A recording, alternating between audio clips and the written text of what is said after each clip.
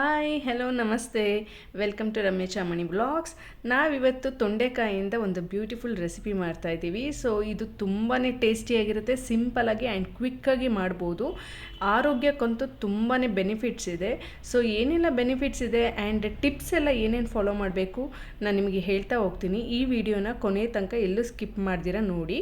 And ಯಾರೆಲ್ಲ ನನ್ನ ಚಾನಲ್ನ ಫಸ್ಟ್ ಟೈಮ್ ನೋಡ್ತಿದ್ದೀರಾ ಪ್ಲೀಸ್ ಲೈಕ್ ಮಾಡಿ, ಶೇರ್ ಮಾಡಿ ಆ್ಯಂಡ್ ಸಬ್ಸ್ಕ್ರೈಬ್ ಮಾಡಿ, ಬೆಲ್ ಐಕಾನ್ ಪ್ರೆಸ್ ಮಾಡೋದನ್ನ ಮರಿಬೇಡಿ.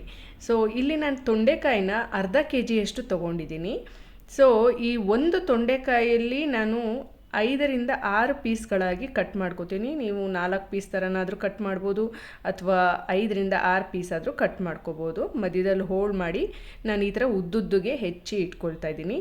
ಇದನ್ನು ರೌಂಡಾಗೂ ಹೆಚ್ಕೋಬೋದು, ಸೊ ಅದು ನಿಮ್ಮ ಇಷ್ಟ. ನಾನಿಲ್ಲಿ ಉದ್ದುದ್ದವಾಗಿ ಹೆಚ್ಚಿ ಇಟ್ಕೊಳ್ತಾ ಇದ್ದೀನಿ. ಇದರಲ್ಲಿ ಏನೆಲ್ಲ ಬೆನಿಫಿಟ್ಸ್ ಇದೆ ಅಂದರೆ ಡಯಾಬಿಟಿಸ್ ಏನು ಪೇಷಂಟ್ಸ್ ಇರ್ತಾರಲ್ಲ ಅವರಿಗಂತೂ ತುಂಬಾ ಒಳ್ಳೆಯದು. ಶುಗರ್ ಲೆವೆಲ್ ಕಂಟ್ರೋಲಿಗೆ ಬರುತ್ತೆ. ಆ್ಯಂಡ್ ಕ್ಯಾಲೋರೀಸ್ ಅಂತೀವಲ್ಲ, ಫ್ಯಾಟ್ ಇದರಲ್ಲಿ ಕಡಿಮೆ ಇದೆ.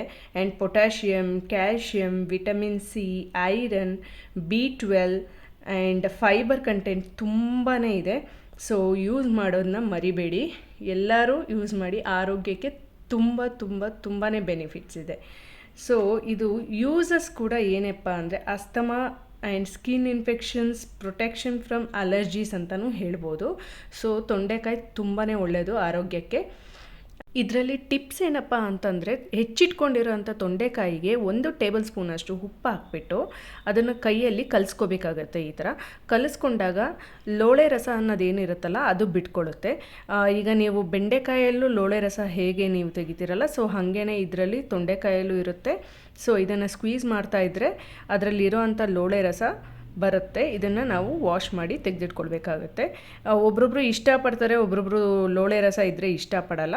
ಸೊ ಹಾಗಾಗಿ ಇದೊಂದು ಟಿಪ್ಸ್ನ ಫಾಲೋ ಮಾಡಿ. ನೀವು ಉಪ್ಪು ಹಾಕ್ಬಿಟ್ಟು ಈ ಥರ ಸ್ಕ್ವೀಸ್ ಮಾಡೋದ್ರಿಂದ ಅದರಲ್ಲಿ ಇರೋ ಅಂಥ ಲೋಳೆ ರಸ ಅಂಶ ಏನಿರುತ್ತೆ ಅದು ರಿಮೂವ್ ಆಗುತ್ತೆ. ಇದನ್ನು ನಾನು ನೀರು ಹಾಕಿಬಿಟ್ಟು 2ರಿಂದ 3 ಸತಿ ಸ್ವಲ್ಪನೇ ನೀರು ಹಾಕಿ ಅದರಲ್ಲಿ ಇರೋ ಅಂಥ ಲೋಳೆ ರಸನ ತೆಗಿತಾ ಇದ್ದೀನಿ. ಸೊ ಅದನ್ನು ನೀಟಾಗಿ ವಾಶ್ ಮಾಡಿ ತೆಗೆದಿಟ್ಕೊಳ್ಬೇಕಾಗುತ್ತೆ. ನೋಡಿ ಈ ಥರ ಆಗುತ್ತೆ.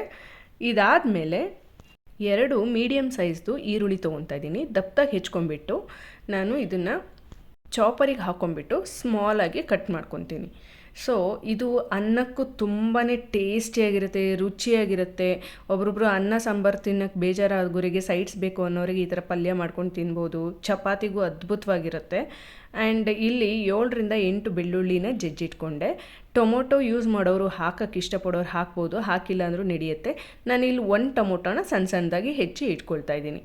ಸೊ ಒಂದು ಪ್ಯಾನಿಗೆ 2 ಟೇಬಲ್ ಸ್ಪೂನಷ್ಟು ಆಯಿಲ್ ಹಾಕ್ಕೊಳ್ತಾ ಇದ್ದೀನಿ.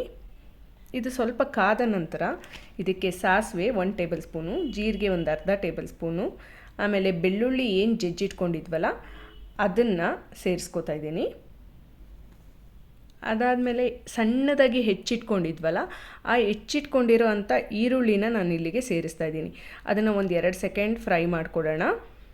ಅದೊಂದು ಚೂರು ಫ್ರೈ ಆಗ್ತಿದ್ದಂಗೆ ನಾವು ಇದಕ್ಕೆ ಹೆಚ್ಚಿಟ್ಕೊಂಡಿರೋ ಅಂಥ ಟೊಮೆಟೊನ ಸೇರಿಸ್ಕೊಳ್ಳೋಣ. ಇದು ಒಂಚೂರು ಸಾಫ್ಟ್ ಆಗಬೇಕು ಟೊಮ್ಯಾಟೊ. ಅದು ಸಾಫ್ಟ್ ಆಗ್ತಿದ್ದಂಗೆ ಅದ್ರ ಜೊತೆಗೆ ಸ್ಮ್ಯಾಶ್ ಆಗಿಬಿಡತ್ತೆ. ಸೊ ಅದನ್ನು ಫ್ರೈ ಮಾಡ್ಕೊಂಡಾದ್ಮೇಲೆ ನಾನು ಕರಿಬೇವನ್ನ ಈ ಟೈಮಲ್ಲಿ ಸೇರಿಸ್ಕೊತಿದ್ದೀನಿ. ಒಂದು 7ರಿಂದ 8 ಕರಿಬೇವು, ಜಾಸ್ತಿ ಬೇಕಾದರೂ ಹಾಕ್ಕೋಬೋದು. ಇದರಲ್ಲಿ ಘಮ ಫ್ಲೇವರ್ ಏನಿರುತ್ತೆ ಅದು ಹಾಗೆ ಇರುತ್ತೆ. ಸೊ ಸ್ವಲ್ಪ ಸಾಲ್ಟ್ ಹಾಕ್ಕೊಂಡು ನಾವು ಬೇಯಿಸ್ಕೊಂಡ್ರೆ ಅದರಲ್ಲಿ ನೀರಿನ ಅಂಶ ಏನಿರುತ್ತೆ ಅದನ್ನು ಬಿಟ್ಕೊಡುತ್ತೆ. ಆವಾಗ ಟೊಮೆಟೊ ಎಲ್ಲ ಸಾಫ್ಟ್ ಆಗುತ್ತೆ, ಚೆನ್ನಾಗಿ ಫ್ರೈ ಆಗುತ್ತೆ. ಸೊ ಇದಕ್ಕೆ ನಾವು ಈಗೇನು ಹೆಚ್ಚಿಟ್ಕೊಂಡಿದ್ವಲ್ಲ ತೊಂಡೆಕಾಯಿ ಅದನ್ನು ಹಾಕ್ಕೊಂಡು ಚೆನ್ನಾಗಿ ಮಿಕ್ಸ್ ಮಾಡ್ಕೋಬೇಕಾಗತ್ತೆ. ಮಸಾಲ ಈ ಟೈಮಲ್ಲಿ ಹಾಕೋದು ಬೇಡ, ಯಾಕಂದರೆ ತೊಂಡೆಕಾಯಿ ಏನಿದೆಯಲ್ಲ ಅದು ಚೆನ್ನಾಗಿ ಫ್ರೈ ಆಗಬೇಕು, ಅದು ಬೇಯಬೇಕು.